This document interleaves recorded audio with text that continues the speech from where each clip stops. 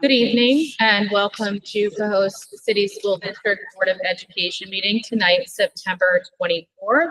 This meeting is called to order at 6:01 p.m. Could you please stand for the Pledge of Allegiance? I pledge allegiance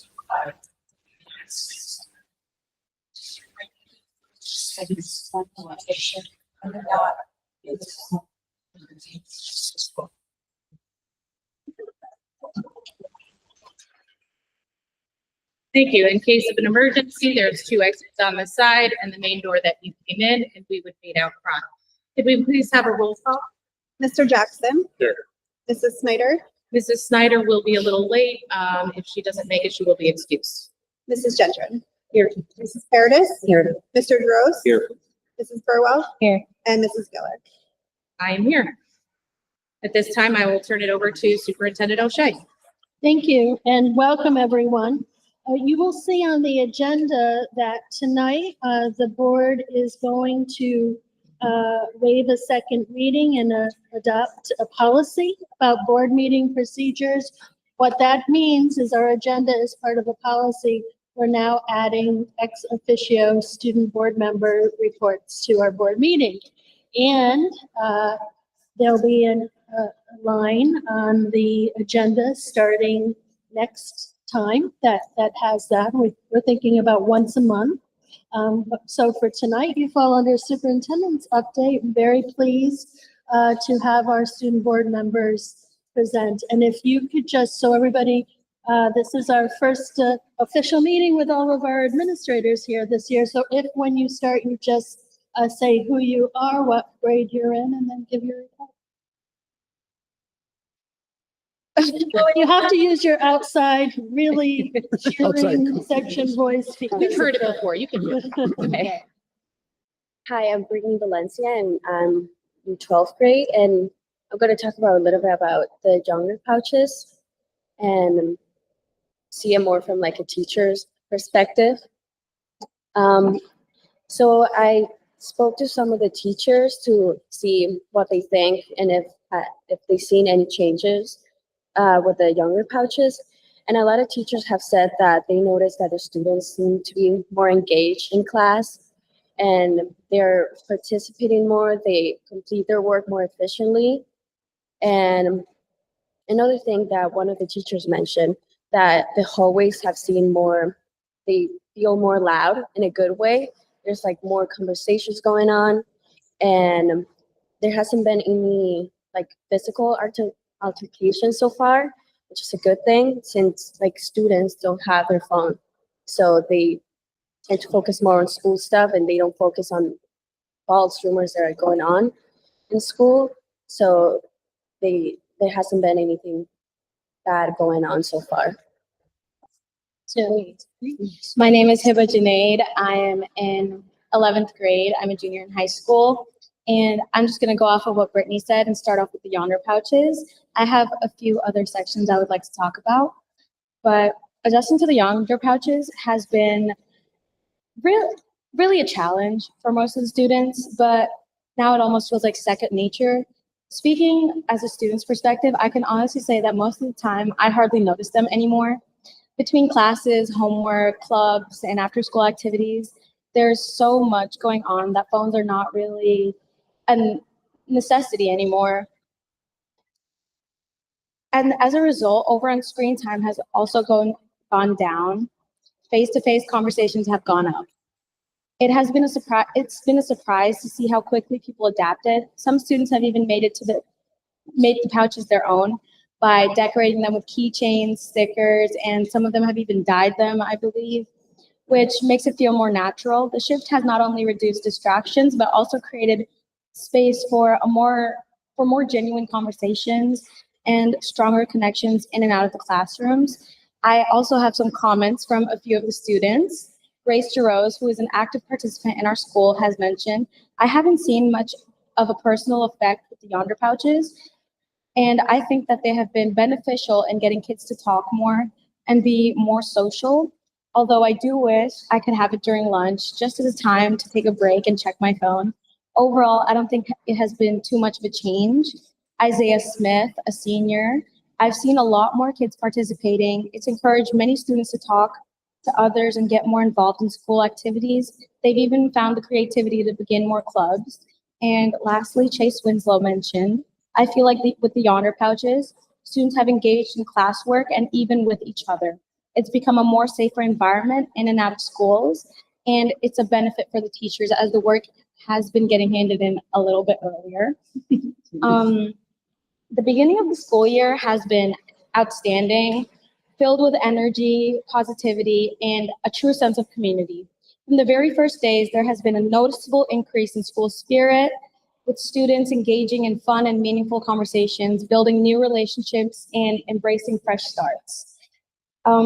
What stands out the most is not just the excitement, but the culture of respect. There have been little to no physical altercations, which reflect a healthier and more supportive school environment. Walking through the halls, you can feel the difference. Conversations are limited to quick exchanges, such as, do you have a pencil, or did you do the homework last night? Students are connecting on a deeper level, laughing together and showing genuine interest in another.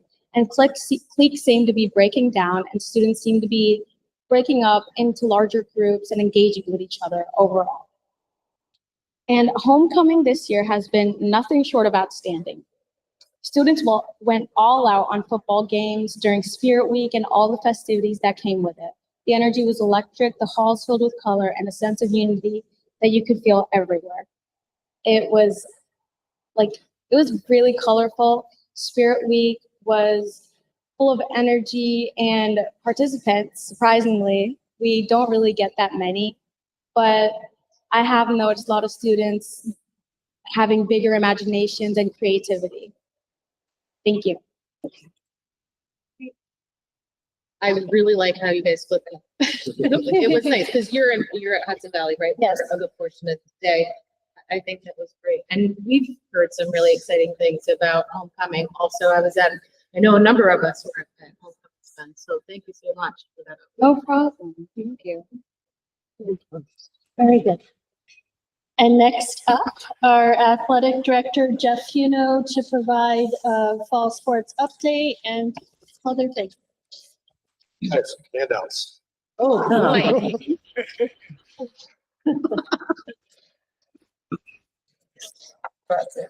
I just think it's easier than trying to fit everything on those slides. Good teacher always brings handouts. Yes. Yes, sir. Thank you.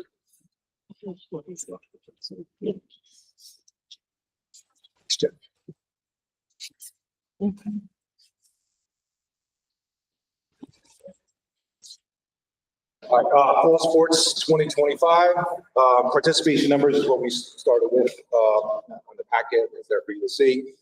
Varsity football has 31 student athletes right now, and modified football has 26. So, very good numbers. Lot of varsity players, they carry a little bit of inexperience in the sport, as opposed, I feel like the modified team has kids that have been more in the Pop Warner program and things like that, but great numbers for football. Boys soccer is strong with 16 at the varsity, JV 17, and modified with 17. Though we started it with about 8 for boys modified, which scared me at the beginning because we always have a large number of students. But in the last 2 weeks, we've gained a handful of students, and every day somebody's asking, "Hey, can I join the team?" Girls soccer is strong too. Girls modified soccer, they kind of been at 11 since registration opened, which is just enough. We did have another girl join today. We have a rule in our league. If you only have 10 girls that day, somebody's out sick, we match on the field all the way down to 7-on-7 so that kids can work on their skills. So, girls volleyball, strong numbers as well. As you can see, 11 with the varsity, 13 with JV, and 11 on the modified level. Game day cheerleading is 16. It's the most we've had in a long time for game day cheerleading. Varsity cross country has 4, and modified has 1. They're mainly the program's made up of younger kids, which hopefully, as the years progress, those younger kids will become varsity because most of them are younger, like 8th graders participating up on the varsity level. Coach Sensor's trying to grow that program. I came to a couple lunches, tried to get kids to join. We put out messages, so we're trying to drum up support cross country as much as we can. Esports is a little bit down this fall. There's only 4. They only ran one game title. A little bit has to do with Mr. Will's new position as ALP in charge of that, and he didn't run as many game titles. So he's actually was a little shocked at the number of students who are interested. He thinks in the spring that we'll have much more the spring season. So, and then I just went into successes. We fielded all teams, which is good. A lot of schools our size don't field a lot of teams, especially at the girls JV level, especially soccer. I think there's like 5 or 6 schools in our league that don't have a JV. That usually hurts us because it's tough to then get games because you have to schedule games. Field space becomes an issue for both home and away officials when you're scheduling games so late. But our league was proactive this year and like redid the entire schedule. So our girls will have more games than they've had in a long time at the JV level. Homecoming volleyball was good. They had a good crowd.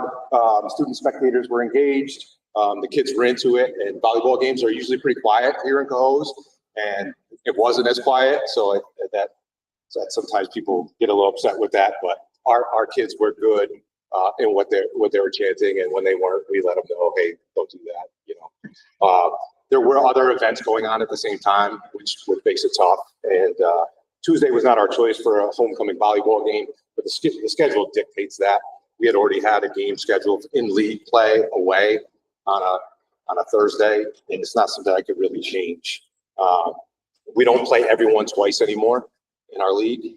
If it was, I could just say, hey, can we flip-flop home games? And I wasn't able to do that, so they had to go on this. Homecoming football was very well attended. We used GoFan for the homecoming events on Friday and Saturday, as like we did for basketball last year. There was 1,001 tickets purchased, even though they were free. Whether all 1,001 came, I don't know, but it was busy if you were there. It was crowded. The younger ones were there. So we were very busy. So youth football was involved and led the team out to the field as they have the last couple of years, which is great to tie into the community. Obviously, the flyover created a great theme, excitement, and pride in our community. It was great to see the American theme and all the kids get into that. It was really great. It was a great community event. Concession was profitable for our Mr. Club for football. And then in my 8 years here as the AD, the safety and security of the football game was the best we've ever had. When we first started, when I first started, it was me and the principals chasing everybody around, and it's hard to focus on the game, especially as the athletic director who should be watching the game for certain things. It was just the spacing of everything with the new field, the chaperones, the police, the security. It was just really, really good. And then I just put that little thing in red.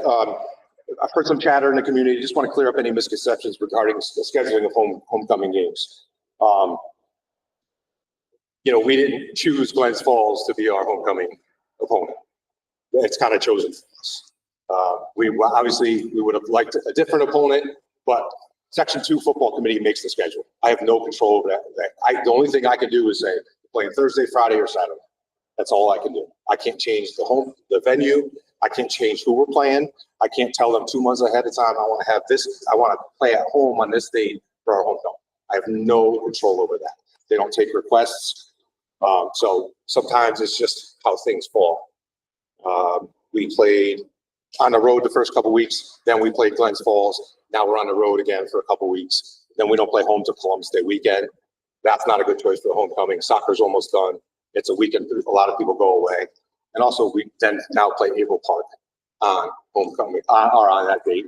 They won the Class A championship. They're a very strong program too. So, we can't always do those types of things. So I just wanted to clear up any misconceptions that we would schedule a Glens Falls. It just happened to be, that's what it is. Next year, it will probably be different because our home games will be different than who we play. Homecoming soccer was well attended. GoFan, there was about 456 tickets purchased. Again, just a really nice crowd. Cohoes Youth Soccer was involved in a walkout ceremony, which again ties in our community. There was a Mardi Gras theme, and I think students had a lot of fun with that. Again, great community event. concession was profitable for our booster club, which then that money goes back into our kids and allows them to have banquets and awards and all kinds of different things. And safety and security, again, were strong, the factors I already listed for football. Something we're really excited about is having a part-time trainer, Jennifer Tennyson. She works for Top Form. Top Form also services our coaches and their first aid, CPR, and all those things. So we have a good relationship. What Jennifer does is she covers all home football games, modified and varsity. And that's huge for the injuries that happen during football. We used to have the fire department there. If they got called away or, something happened and it's hard for them to get out. They got to write up all these reports all the time when they're out there. So she goes out there and she takes care of the athletes, and that's been really good for us. She then hosts a 3-hour injury clinic once a week. We try to do Wednesdays from 2:30 to 5:30, and any students who are injured from football games or volleyball or soccer, they can go see her and get treatment. She offers a variety of services. If I want to get taped before practice that day or a game, she looks at injuries and can make a determination, hey, you should probably go see a physician. I was there when she checked in with a volleyball player who had just, a finger injury, but it was pretty swollen the week before. She popped in to see her the other day and she saw it. She's like, oh, it looks much better. Told her some things to do at home to relieve a little more of the swelling. So that's really good. I put an example in there. 2 girls got hurt in the game on Monday night. The next day they were there to see the trainer and get services. If there's any other treatment needed, if the trainer thinks they need more, they need ultrasound or they need electric stimulation, they can go to Top Form free of charge. It doesn't cost them anything. Their parents or family members can bring them to Top Form and get that free of charge as part of the deal we have with them. Alumni Field is a game changer. Beautiful field for our athletes. Night games provide bigger crowds and more of a sense of community. When you play 4:30 games at the varsity level, other teams are practicing, or they might be on the road, or there's some type of club activity going on in the school. 7 o'clock, you just get more people out, more people to come to the communities or to the games. So that's great. The field conditions are optimal. Our football team is on the field right now. It's been pouring all day. It would be puddle 3 years ago. And the new sound system is fantastic and really good. How it's directed towards the crowd and not so much out into the sky where everybody in the city can hear it. Weight room hours continue to offer our student athletes and student body great opportunities to maximize their talent or live a healthy lifestyle. Well, again, we have athletes in there and teams in there, but we have a lot of kids who aren't athletes that go in there and use that space. Some of the additions, role changes, and or hires in the building and grounds and maintenance department have had a great impact on our athletic department. They are responsive and willing to help with anything we ask them to improve the student athlete experience. So that's been really good. Bill Darcy and Jason and the maintenance department, we need something fixed to take care of it. Sound system has been off and on in the gym for a couple of years, and Bill's had somebody in there to fix it. It sounds great. And it worked great for the pep rally, thankfully. So thank you. The night security shift of 4 to 9 p.m. has been very impactful to the safety and security of the building after hours. That's been really big for us. Our coaches feel safer with the security of the building when they are practicing in the evening, especially out-of-district coaches that may not know people in the building or some of the student athletes. Our chaperones feel safer that someone's on campus that can help them if the administrator's not available, if I'm out at another game and something happens. It's created one single point of entry. Kids are not opening doors for others with a lot of reminders, which is not a safe practice as others could slip into the building. Doors are not being propped open for players to get in for late practices as they used to be, and then you have to get on them quite a bit. Community groups need to be buzzed in rather than the first ones there, just letting people in. So that's been really good for us. Some of the challenges, field space has been a challenge with the capital project going on, obviously. Specifically the practice football field as baseball is being redone over there, fencing and all that stuff. But coach has been very cooperative this year and use alternate spaces. Modified football wanted to get on the alumni field today for a little practice. So they have a game tomorrow. JV soccer was going to practice at the same time. They split the field and worked it out. It's good. Gym space also, because of the old gym being classrooms right now. We've had to work around some of those things, trying to get teams into the new gym. Should there be like a lightning storm tonight would have been an issue, but thankfully we have the field out there that takes the water well. So, but again, those are things that we thought would happen, and I don't know how they used to do it with just one gym back in, way before me. Just some field concerns, people or teams illegally using our athletic fields. Example, the softball field. That was a big thing with alumni field, fencing it in, right? If you fence alumni field in, you have control over that field, and people aren't just going onto the field. The softball field, the baseball field can't be fenced in totally. So that does allow people to get on that field. Dogs on the athletic fields, they're digging holes on the new softball side. We found about 6 holes up there that we had to fill before a soccer game last week. Digging up the base anchors. So second base comes into play in the JV soccer field. So there's a plug, a rubber plug that goes into the base, and then it's covered up with dirt, and it's safe. It's been taken out of there probably 7 times in the last week and a half. And one time it was totally gone, like somebody took it. We don't know if it's the people who are using the field or if it's dogs. Clive stuck plastic bags in the anchors just to keep the dirt out of them, just to cover them up to see if that would work. The next day they were all pulled out. So we've looked at security camera footage. It's tough to see. You can see there's people there. But with the trees and the distance, it's hard to see license plates. I do see cars pulling up, letting dogs out of the car, running out up and down the field. So what are we doing about it? We're reviewing security camera footage. We're sending a night security officer, has been going up there and checking on it. He hasn't found anyone using the field up there recently. I stop when I can in the evening. We need to post signs when the baseball and softball fields are all finished. Get signs up on those fields. And then I just think we need like a social media campaign, some messaging to go out. That's not our inner system, because it's most likely residents that don't have students in our building. So I think we can put some messages out on what the expectations are and the signage. Hopefully we can kind of stop it. We love dogs. They're great. I have 2 myself, but they can make them in there. They have plenty of space to walk through the campus. We just don't want them on the athletic fields. Late registrations are difficult with many students joining sports teams. Many are modified well after the start date. Some are new transfers, while a lot of them are just, they decided to play late. They were either nervous because they thought they might have to try out at the modified level. I've heard that a lot. Oh, I didn't think I'd make the team, so my son didn't try out. But now that you're saying you need players, and you posted a message, they want to play. We want to get as many students playing sports, but at times it could be a team record if not done properly. Modified level is a little bit easier, but when you get to the high school level, you've been practicing for a couple of weeks, and kids have earned playing time, and then all of a sudden you bring 2 new kids into the fold, and then they start taking playing time. It could hurt a team.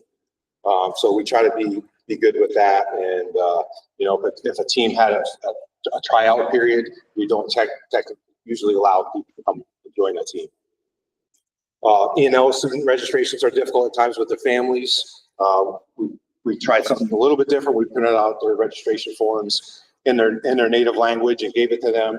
The ENL teacher here at the middle school helped the students fill out some of the information, then bring it home to their parents to help with the other information. The website does allow for that. I just don't know the technology gap for maybe some of those families. It does negate the power of family ID because the coach has their information at all times on their phone, whereas now they'll have a paper copy maybe in their med kit. So continuing to try to find ways to help them get into the system. Night games, which we love, also put more work stress on everyone. Games now go into the 9 p.m. hour, and the fields need to be changed over between games or for practices. An example was last week, we had a modified football game at 4:30. It ended at 6:15. That field needed to be changed over for a soccer game at 7 o'clock. Benches needed to be moved. Goals need to be brought out, hooked back into the goal posts and all that. So, it's quite a bit of work. Night games produce larger crowds with increased cleanup at the end of the night as well. But our custodial staff is pretty good coming out and helping to clean up all that stuff. And then the last thing I have for you is just sportsmanship continues to be an issue around the country in high school sports. And we face those same challenges here in Cohoes. Spectators, our student section, have a tendency to call out opposing players, and we need to teach them how to properly support their teams. Parents and adult spectators have a tendency to yell at officials about calls. And I find this constant yelling distracts our players, diminishes their focus, and impacts their ability to respond with resilience, especially during games with tough calls. There's always going to be tough calls.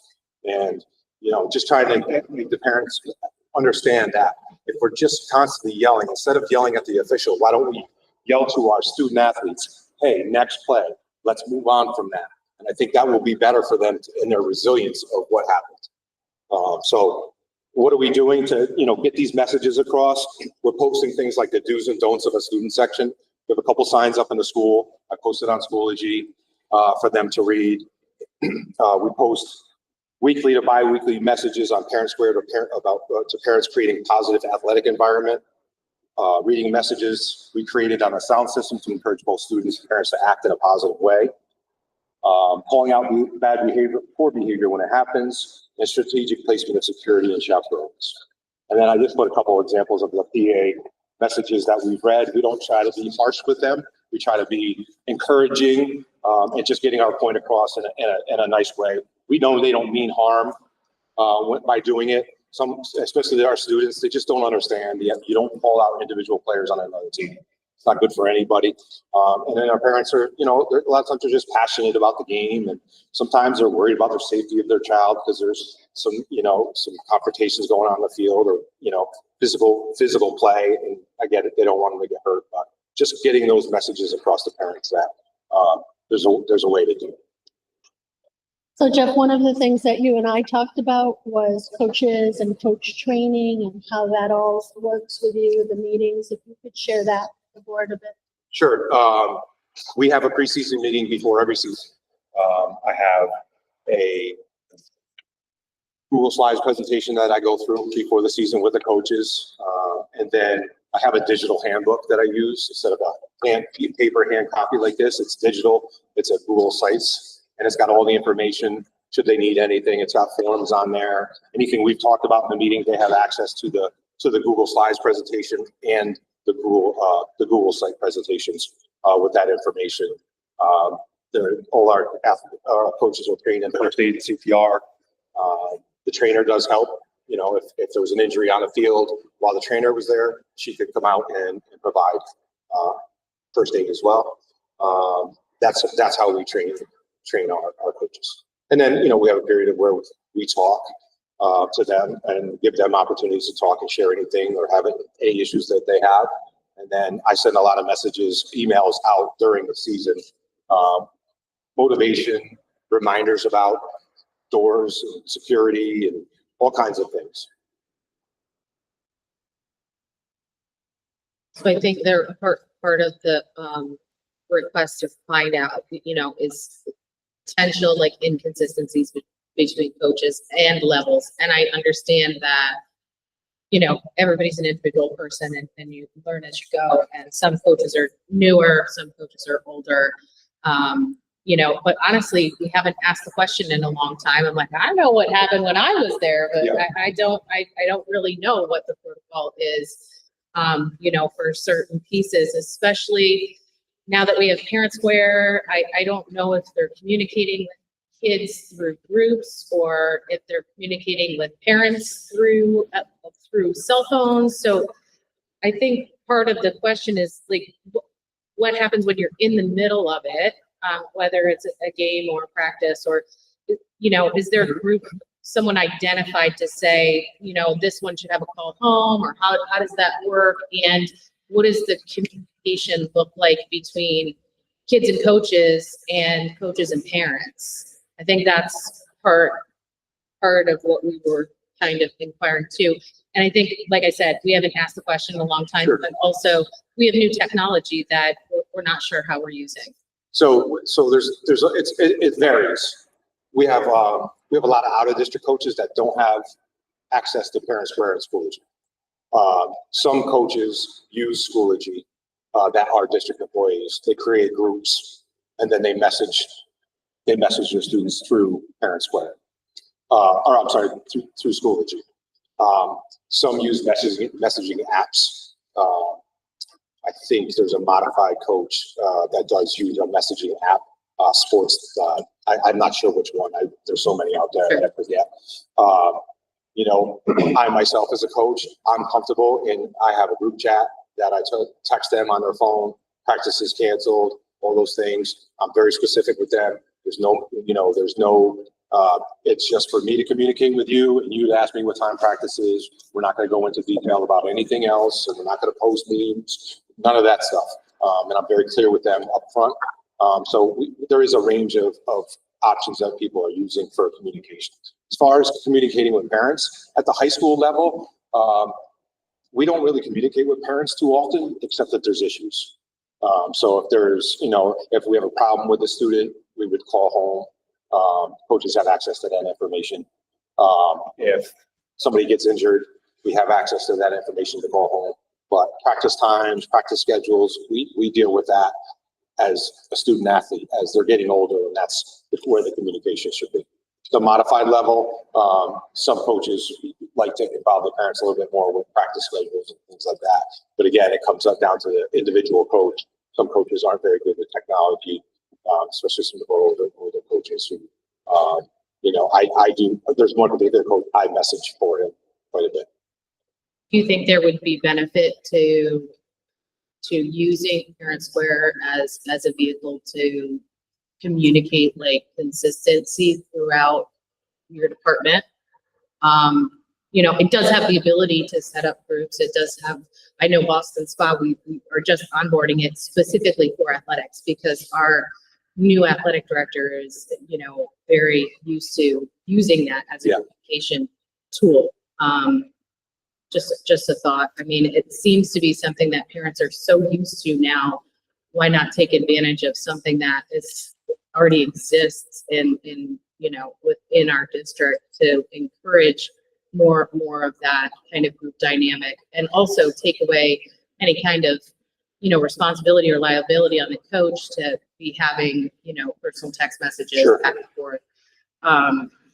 That's just a thought that just came out of that conversation you're having, but it wasn't the initial driver for why we were asking. I think there's it's hard because we're talking about parents who are raising young adults, and you need to put some responsibility on the kids to be able to communicate. I think specifically we're asking kind of like in times of injury, should the kid be communicating to mom, well, I got hurt today and it's no big deal.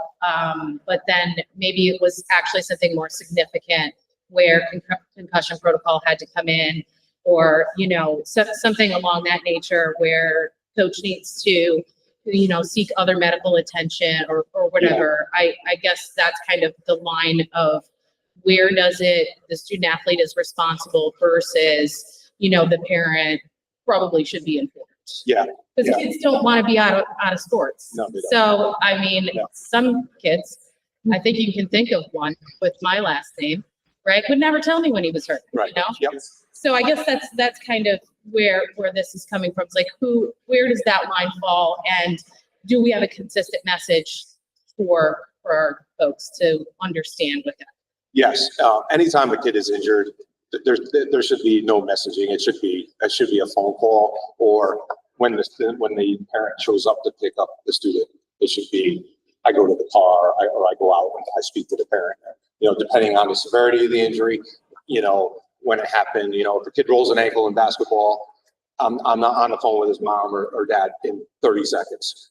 I'm trained in first aid. I look at his ankle, and I get him ice, we get it elevated, and we give him a little bit of time. Go back over to him. How do you feel? Pain level 1 to 10, where are you at? Do you think, you want to call mom now or what? And then, we'll make that phone call. Go ahead, call mom, and then I'll talk to her. That's some of the ways I've done it. If we know there's a big time injury, we get them on the phone right away. Hey, this is what happened. But yeah, even a jammed finger, you're probably gonna wait till after practice to let a parent know about that. I don't think it's something that you need to notify them right away. But it should be a contact with the parent. I don't think it's a terrible thought, like to have like game changer used for every sport for all of our kids. And for the most part, you have juniors and seniors that maybe can drive to practice, but, and I was hesitant to join all the apps for scheduling, but, once you pick one, like we use Game Changer for a lot of them, you could sync calendar and then parents, there's an easy link. I know maybe schools you can do too, but a lot of people in sports are very used to these apps. And if you pick one, I mean, that would be very easy for a parent to follow along and get involved or not get involved. So that would be. Yeah, it's funny because the kids are coming from youth sports, right? Like Little League and all those things. And, you know, I get a lot of messages from modified parents, you know, Johnny doesn't know the practice schedule for tomorrow. Well, that's Johnny's job. Like, we're trying to teach him to become a young man.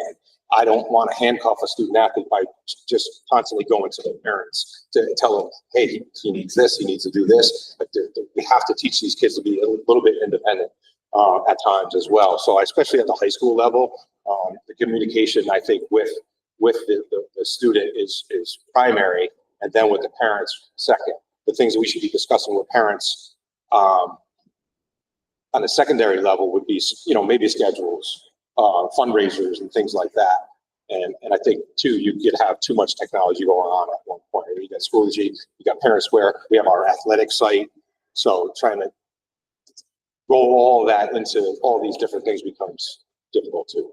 Point taken though about how are the coaches communicating with the kids, like if a practice gets canceled after school? how are they? Yeah, because they So don't have it their cell ranges. phones. So a lot of it is cell phone, because if it's a weekend, kids aren't always getting Schoology messages. Right, no, but I mean, like during the weekday in school, kids don't have their cell phones anymore. Right. So what's the communication protocol for what's gonna happen for something that is after school? So if we haven't had that yet this year where we had a modified practice cancel today. I posted on Schoology and Parents Square, modified. But I don't know if we've had anything during the school day where all of a sudden there was a canceled practice after school. We could probably do an announcement. Yeah, I mean, that's the Yeah. point though. You Yeah. haven't had it yet, Yeah. but what are you gonna do?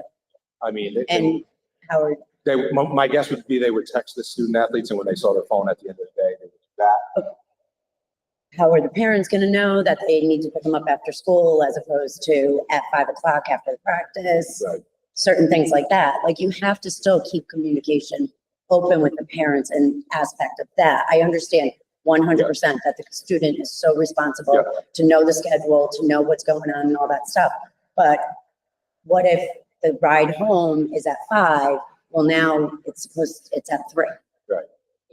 And how does the parent know that? Well, I mean, truth be told, we can't guess what all the things are that are gonna be barriers now that kids don't have phones, but it's a great point to bring. It's just up. the point that during the school day, many things can still happen. Sure. And we have implemented that our kids are not to have their phones anymore.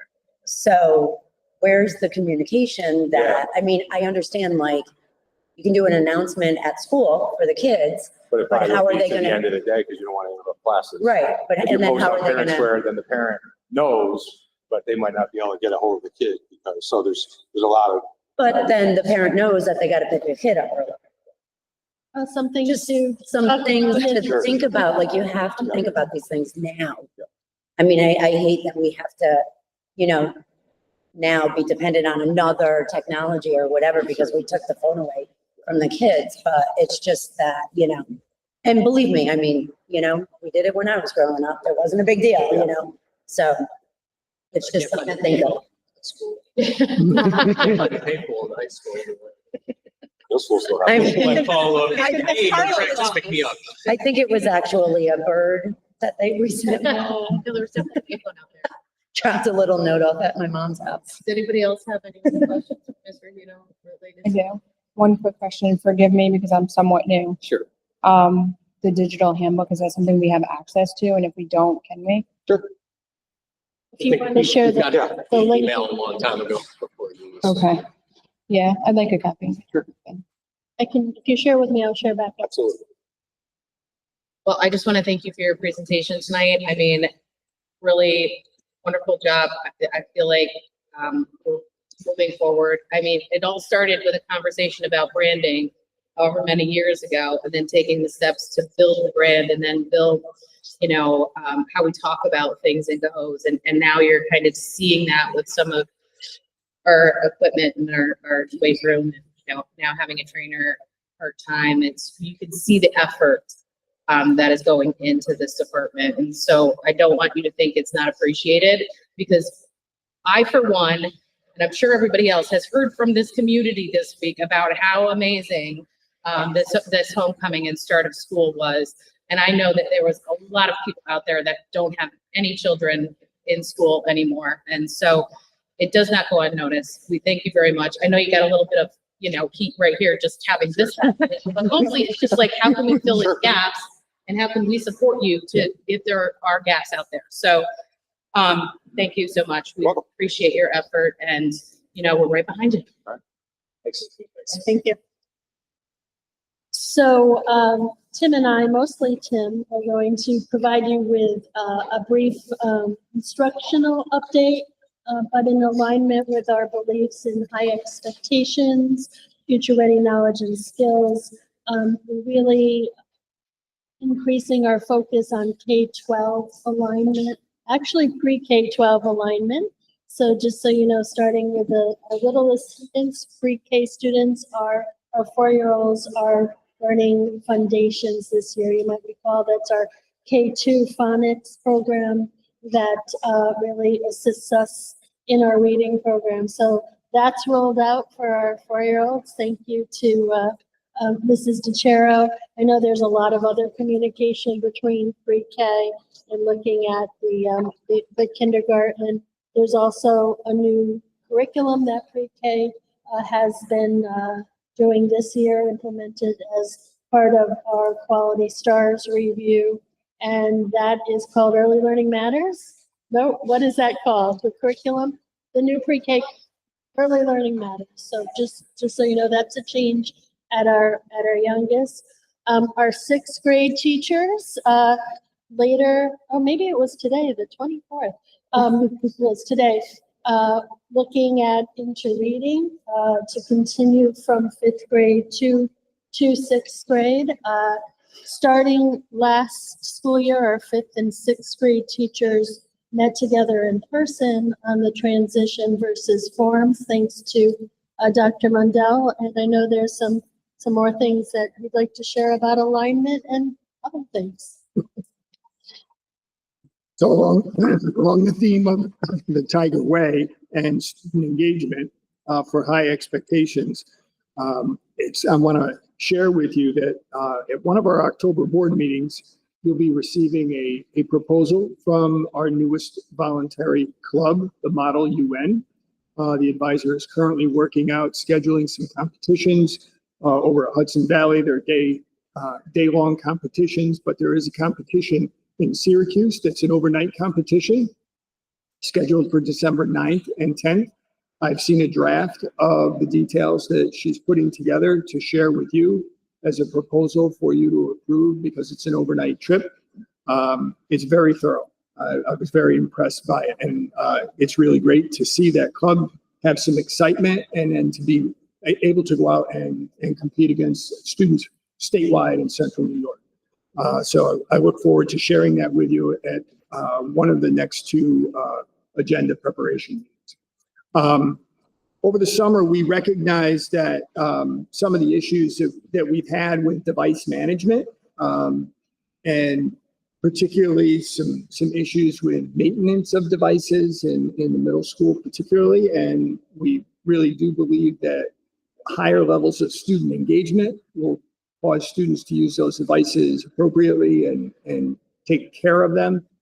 In the process of that, we felt that reaffirmation of responsibilities and liabilities that go with agreeing to accept the device was an important communication process. So we've spent some time putting together notifications for parents. I believe Ms. Brott at the middle school is doing that on a case-by-case basis as she hands out devices, returning them to students from last year. We do have new batches of device going out. I believe for 9th graders, we're going to include those new agreement forms with those devices so that parents receive hard copies. But we'll also post copies on the website, and we'll do a parent square with that device agreement, outlining the terms and conditions, and that if they don't agree with it, they have the right to refuse. There will be a refusal form on the website along with the device agreement and along with the Yonder Pouch agreement. So essentially, we're sending out the notification. Parents don't have to do anything if they agree with having the pouch and or the device. If they want to refuse to accept the responsibilities, i.e. damage and replacement costs, then they just need to notify us and bring the device back with the refusal, and all said and done. So that will go out by the end of this week and be posted on the website by the end of this week. We had a really outstanding conversation yesterday with fifth grade teacher leaders, one from each building, and the science and social studies teacher leaders from the middle school. An issue was raised about social studies and science instructional sequencing at the fifth grade team meetings during our superintendent's conference day. We wanted to follow up on that conversation because it does have middle school and elementary school impact. The new science assessment in fifth grade and the associated investigations are creating a blockage of instructional time and consuming a lot of time in third, fourth, and fifth grade to get those investigations completed and to prepare for the assessment. It's crowding out social studies instruction, and the adults are concerned about that, and rightfully so. So we had a meeting yesterday with the science and social studies experts as our teacher leaders from the middle school, just to identify the problem. We have a multiplicity of problems, and it was a robust conversation. And from there, we're going to plan to use the October 23rd half-day PD day to bring the fifth and sixth grade group together to talk about, what do sixth graders need to know? Where should we focus attentions first? And how should we attack those instructional issues that the elementary teachers are seeing? However, we talked more extensively about 3 to 12 vertical articulation. And, we have been having some conversations dating back to last December about higher levels of rigor, i.e. meaning more potential Regents classes in 8th grade, social studies and English, perhaps foreign language, in addition to algebra and living environment. And so when we think in that manner, we need to think about how we're preparing and scaffolding that instruction, beginning when they're literate and have numeracy skills in the 2nd grade and transitioning into 3rd grade. And it gets more into content and technical language for reading purposes. We need to focus on writing as well. So those are all topics that the adults are bringing to the table. And I want to acknowledge the professionalism of the groups that I've seen and been working with and listening to, really tapping into their history and their wisdom of having been here. They have care for the new generation of teachers, many new teachers in this system that they want to make sure have the gravitas and understanding of an aligned curriculum vertically so that they can work together well horizontally in their building, but also across the 3 buildings. So it's really great to see that they want to get together and talk with one another. We're going to create those structures and make those structures happen this year. So I'll keep you in the loop on that. Today, Ms. Tarlow and Ms. Brott and Ms. San Giacomo and I attended a workshop at BOCES called Building AI Capacity. It was put on by the folks in the tech department at BOCES, a day long, and then we have to go tomorrow morning to finish writing our plan. But basically, we've explored a lot of moral and ethical and legal questions with regard to the use and application of AI across the school district operation, both operationally and instructionally. We tried to have conversation about a lot of questions that we all have a lot of confusion about. It was a robust conversation where then we moved into an interactive activity where we're developing a plan based upon a self-assessment that they've put together. We all took the self-assessment and have an index of where we feel our priorities are and what our status is with regard to AI particularly, not technology in general, but AI particularly. We are excited and enthusiastic about the use of AI as an instructional tool. And for operational efficiency, I would believe that is belief number 4, right? And it will make for more effective task disposal so that we can be more human with our students and with one another so that we can make our instruction really high quality instruction. So we slogged through developing a primary problem that we're going to focus on based upon those assessment results. It has to do with the legalities and policy development. So you're going to be a part of that process. It's going to be a 3 to 6 month process, starting with a team that we're going to put together, a cross-segmented team within the system. And we will look at each of the elements that we looked at today in deeper form with the team and come to you with a policy, and we'll keep you updated along the way. We anticipate, as I said, that by March, we should have a policy that's derived and customized for our needs and where we are right now so that we can grow forward in this. I think it's a great opportunity, given Portrait of a Graduate adoption this summer, and that the Regents exam timeline is for 27, 28. And we have an APPR timeline out there around 32. So there's a lot that can change in the scope of how schools are going to be delivering service. And now's the time to say, what are we going to do? And where are we going to be? We want to be ahead of the field. So we're excited about that work. We'll continue to follow up with you, and you'll hear about the details, and we'll be ready to give you some action to do as well. So thanks for wanting to be involved in that and leading the charge. We believe this is in line with the vision and the values that we've been speaking. Back to you, boss. Any questions? I'd just like to say I'm thrilled that we're taking the approach of AI and heading on that path. I think it's incredible tool, but obviously there's a balance. So we have to do it. And then as part of this, after that, the work will be brought to the policy committee, for review and input, and then brought to the board.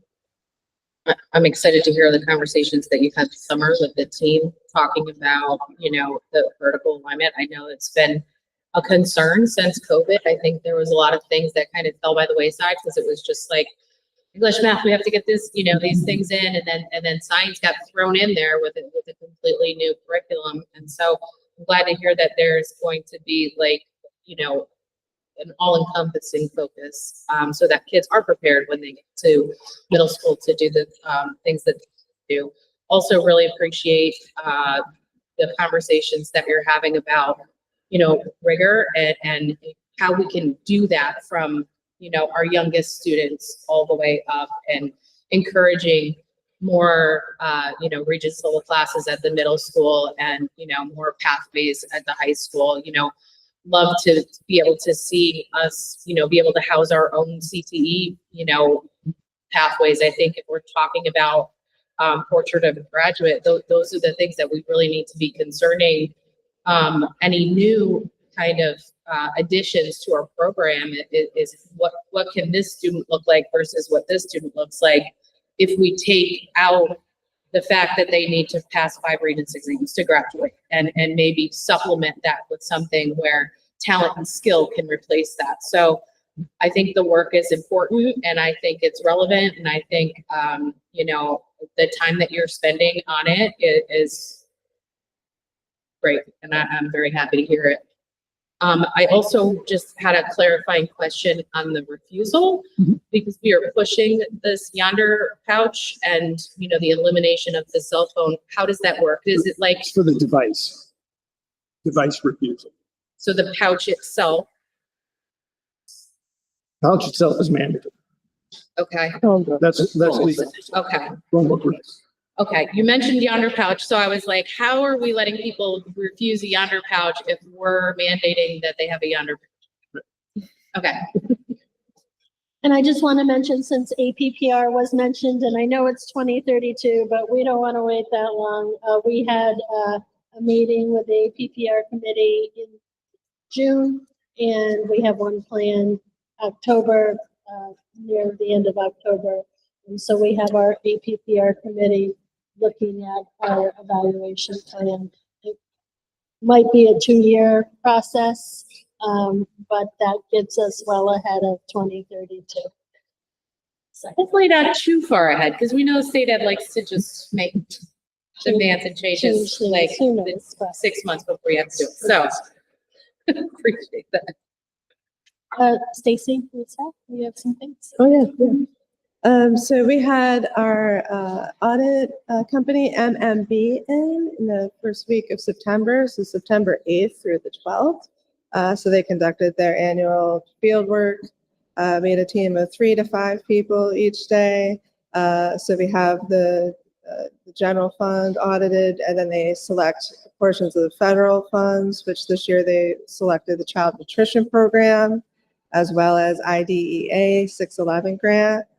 And they always audit extra classroom activities as well.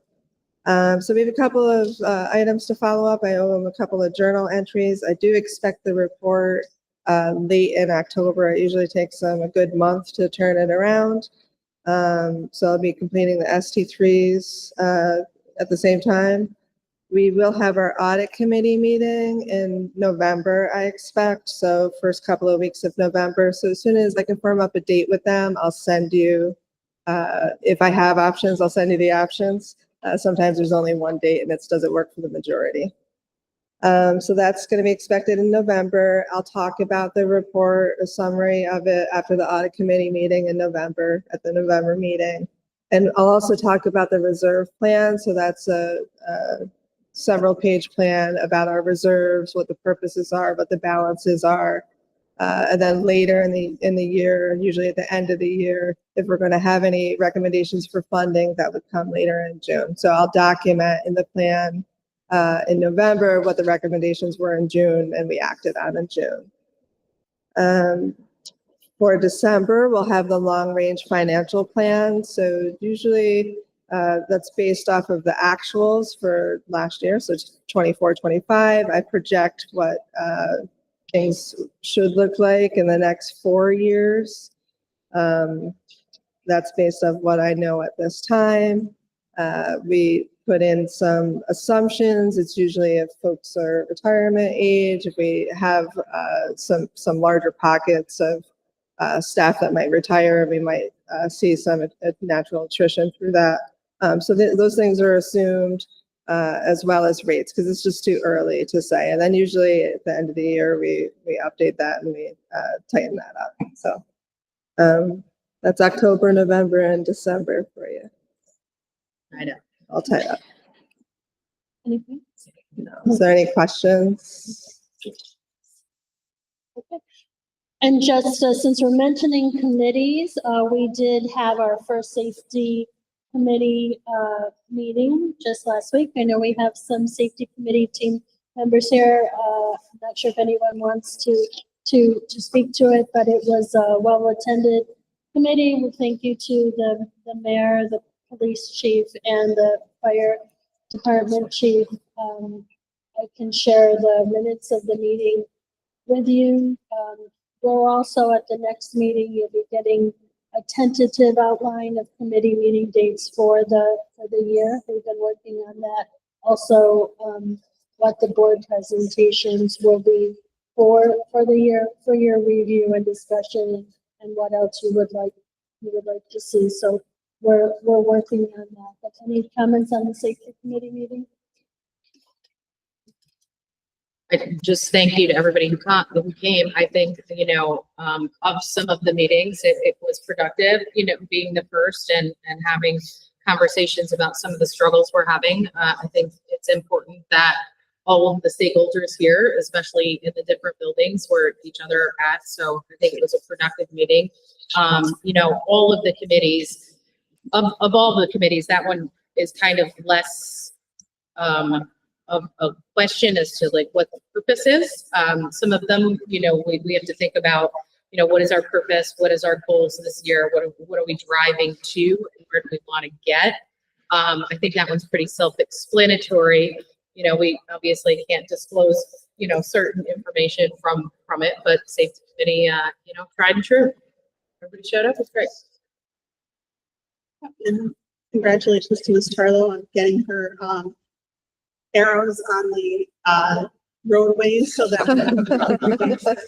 I was very happy to see that. That was great. Next to come, more signs. We heard, we need more signs. Yes.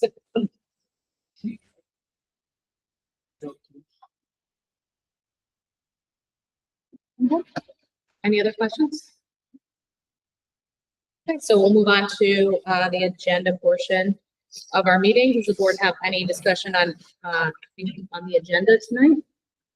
So can I have some questions about, just some discussion items that Jeff had, or do I save that for? Because I don't think we discussed the track open. It's not, it's on old business, which is just after the Thank you. agenda. Yeah. Nothing related to the agenda? Does the community have any items on tonight's agenda that they would like to discuss?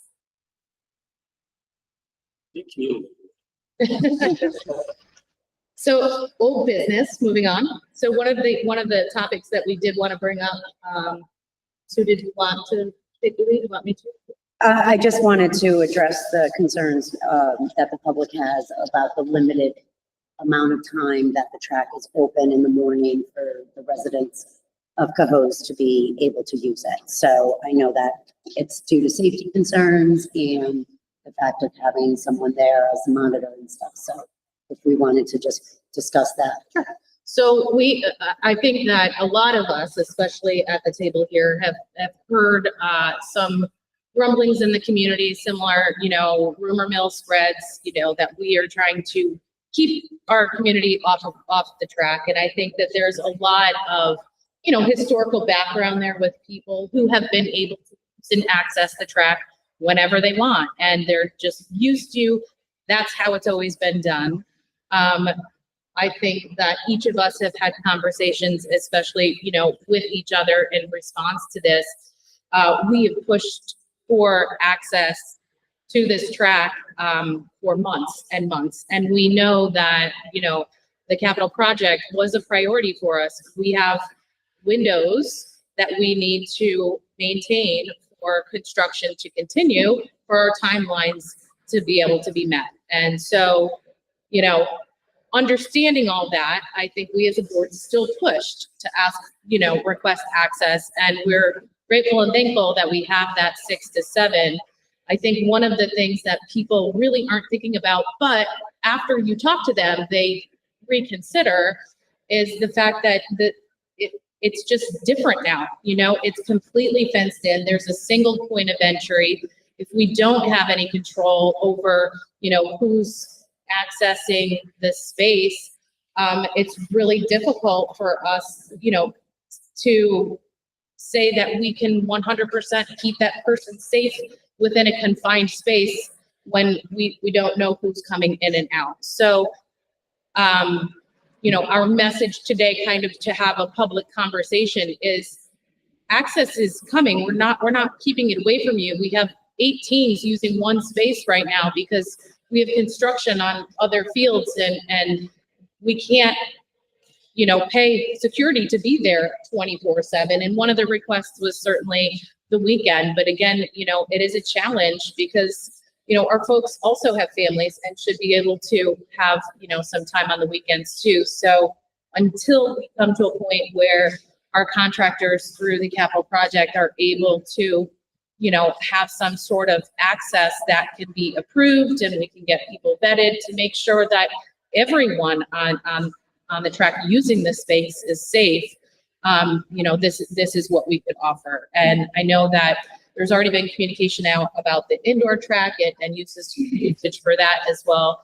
Everybody wants the new track, and I totally get it. I just don't want, there to be that false messaging going on that, the board and or the school district is trying to take it away from the community, from the taxpayers who paid for it.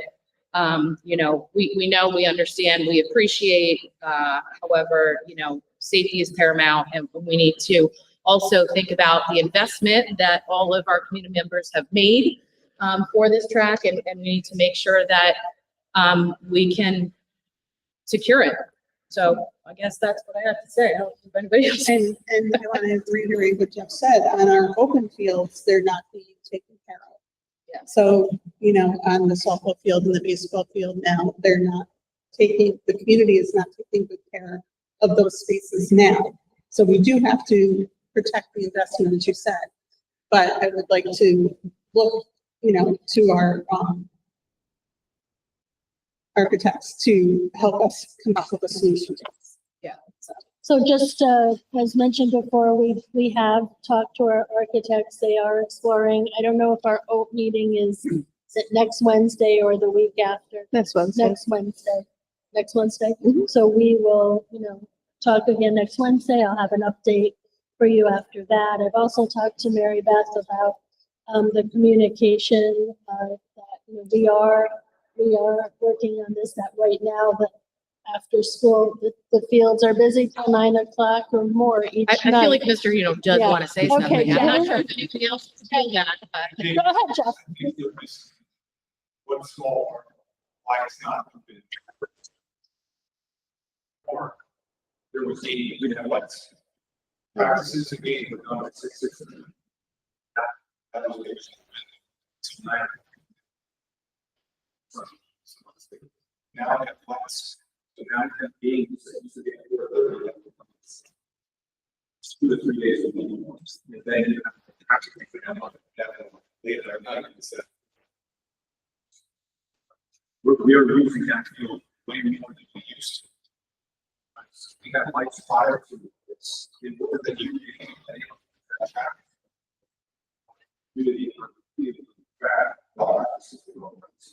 Lights. That's big. Jeff, thank you so much for shedding light on this subject, and we will add that to. Oh, and also, Jeff, to reiterate what you said before, you have how many teams trying to get on there to do practices because of the construction that's going on at the other fields. So, I mean, you have 2 teams that are sharing the field right now, that it would have been just one team having practice, so.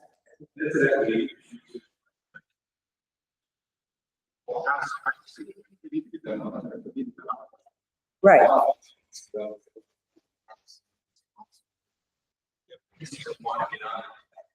Absolutely. And that's a good problem to have. I mean, I'm happy to have our teams using this great field. So Also happy that our community wants to use it too. I Right, mean, I yeah. feel like it's a good problem for us. It's just identifying perception and reality, and I think that it's important for us to talk about these things, at the table. Yep. Regardless of how many people are here in the audience, it is recorded and people can access it whenever they want. But I think our communication and our messaging is important too. So these conversations then lead to those conversations, out in the community. So,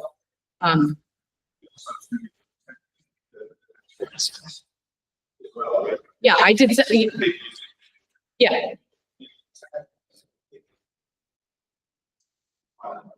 Yes, agreed. Thank you. We had one more piece of old business to bring up before we move to our designation of our consent agenda, and that was our social media policy. We had talked about having a social media policy a while back. I'm not even sure how far at this point. A lot of the things that we had talked about initially were more so posting of student pictures, student names, faces, details. I think Parent Square has helped a bit with that, and so I think we've gotten away from it being a priority. But I speak some a little bit on it. So I just wanted to give you that opportunity. Appreciate it. So I think obviously, yes, as we've talked about many times over the years, I'd like to request that the policy committee works on an all-encompassing district social media policy at this point. I think this lines up with our commitments to high expectations, positive school climate culture, and future ready knowledge and skills. With the recently introduced Civic Readiness Initiative, the state education department aims for students to learn how to develop, or learn how to demonstrate respect for the rights of others, respectfully disagree with other viewpoints, and provide evidence for a counter argument. And I believe that's what we need to model for our students.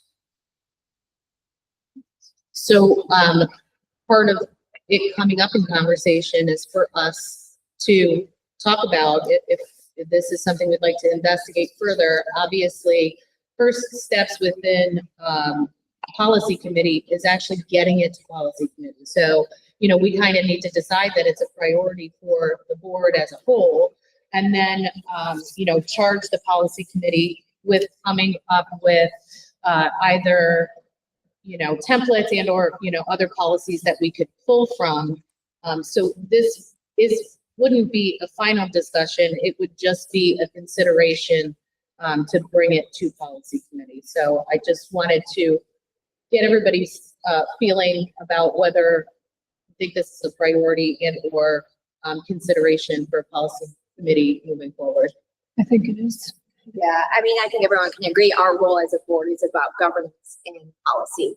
And if there isn't a governance issue with policy, we have it's not about our opinions. So it's important to have that to fall back on. So although speech is free, we have free speech, doesn't mean free speech doesn't have consequences, but you gotta be able to rely on the policy and governance to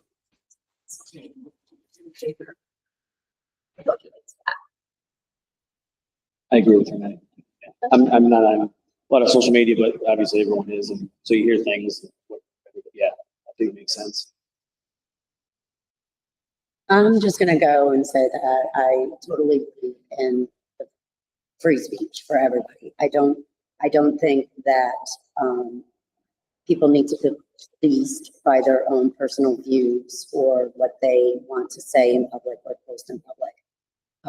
I may not agree with everybody, but that is their own personal right to do, and that's why we live here where we live. On another aspect of that, what I don't agree with is employees who post confidential information or school information on their personal pages. So that is something that, yes, I think that, like, I have gone online and seen certain employees have posted like, oh, hey, somebody's just hired for a job and the school board didn't even know about it. So things like that, I do, sensitive information of school information, I do have a problem with. But I also, whether I agree with it or not of what you say, everybody has their own personal right to free speech. And once we start policing a personal page because we don't agree with what they say, that becomes an issue. And I don't agree. So I think that's why a policy is important. So you Absolutely. have something in writing to go back on, and it's not one side or the other. It's okay, this is what we have to look at, and this is, did it break this policy or did it not? And that's all how it's written. I don't think anybody thinks that this is going to be easy to do. You know, No, there's it's definitely not. going to be a balance, and a lot of things would need to be taken into consideration. So the development is going to take some time. Certainly open conversations like this one are important. There's seven of us. There's a reason that we all have our own opinions. And that's where good policy comes in, because, you know, we come from different backgrounds. So it sounds to me like everybody is interested in at least moving it to the policy committee to start some exploration. Very good. Any other old business to discuss? Mr. Churros? No? Okay. Okay, so can I get a motion that the Board of Education adopt the following resolutions of the September 24th agenda and addenda? 6A through F, 7A through Q, 9A, and 10A. Make a motion. I'll second it. Mr. Jackson, Yes. Mrs. Snyder, Yes. Mrs. Gendron, Yes. Mrs. Paradis, Yes. Mr. Drost, Yes. Mrs. Burwell, Yes. and Mrs. Geller. Yes. Just want to acknowledge generous donation of washer and dryer to Avon Lansing School, so that's $750 value. So we're very appreciative of those donations that come our way. Do we have any other comments from the Board of Education on anything that is not related to the agenda? Just since Mr. mentioned gym, and its current use during this session, how are we looking for the completion of that project prior to winter sports? Just so the gym is being used, the old gym is being used for science classrooms right now. Mr. Darcy, are we on track with the science classroom completion for?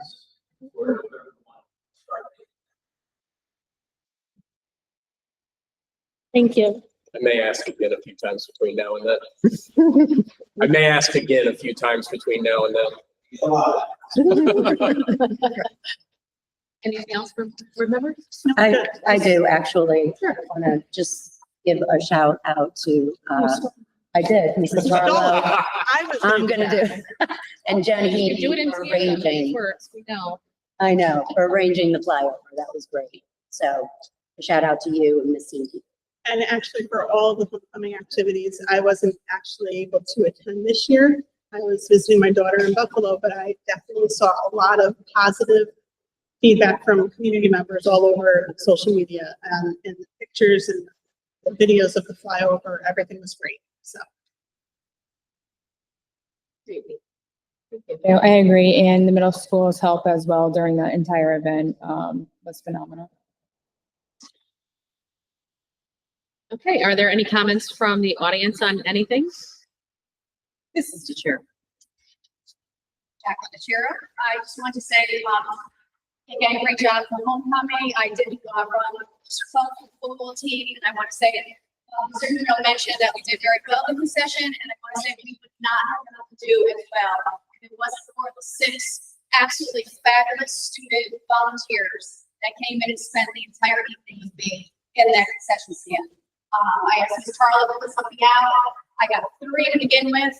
Then it was 4, and then that night 2 more trickled in, and they said, "Can you stay?" And I was like, "Absolutely." So I really want to just give a shout out to those 6 kids who, and I don't know all their names, but I wanted to give a shout out to them for spending the evening with me in the concession stand. I think that shows that they are service-minded as part of our Tiger Way. And I also want to give a very special shout out to one of them, Lady Johnson. I almost want to cry about it. She showed and demonstrated what it means to be respectful and to be proud. When I lived and thought about the story, I said, they're going to be okay. Like, our future's okay. And we have people like her. Laura had arranged for the military to be there at the game. And the gentleman came in his fatigues to the concession stand window and ordered. And she took his order, she brought his stuff over to the window, and I was standing there watching because I let them run it. And the gentleman took out his money, and she said, "No," she said, "Thank you so much for your service." And he was like, "Oh, thank you so much." And I looked at her. This child is a sophomore, 15 years old, and she came over next to me, and I said, "Very good executive decision you made." And then I noticed she walked over and she was putting her money back in her pocket. She had taken the money out of her pocket to pay Mr. Club for what he had ordered. And I just like, oh my goodness. I mean, if there couldn't be a better role model of being proud and being respectful, I don't know what it is. So I just wanted to give a shout out to Blaney Johnson and to the other people, the other kids who were in the concession stand, because it really did take my breath away of her demonstration of that. So Thank you. Now that you say it, I was at a couple of games myself. Powder Puff, specifically, that was run by the kids. All of it. The whole thing was run by the kids. All right, maybe another club there. We used to have like the varsity club. Remember, you'd go around and help out different. So maybe another club opportunity situation. But if you 6 kids are from kids. With that, again, I want to shout out to I know we're talking about homecoming, but I want to say thank you, Mr. Bird, for the mentoring, which is always a great way in elementary to start their years from. And he always brings the best set in. Thank you, Mr. Bird. Anything else from the audience? Okay, so we had our first read of the board meeting procedures. Again, just slight changes to add our student ex officio board members. Dates for future meetings, October 8th and 22nd, right here at Cohoes Middle School Library at 6 p.m. Can I get a motion to enter into executive session at 7:20 p.m. to discuss matters leading to the appointment, employment, promotion, demotion, discipline, suspension, dismissal, or removal of a particular person or corporation, and the superintendent's goals? Make the motion. I'll second it. Mr. Jackson, Yes. Mrs. Snyder, Mrs. Gendron, Yes.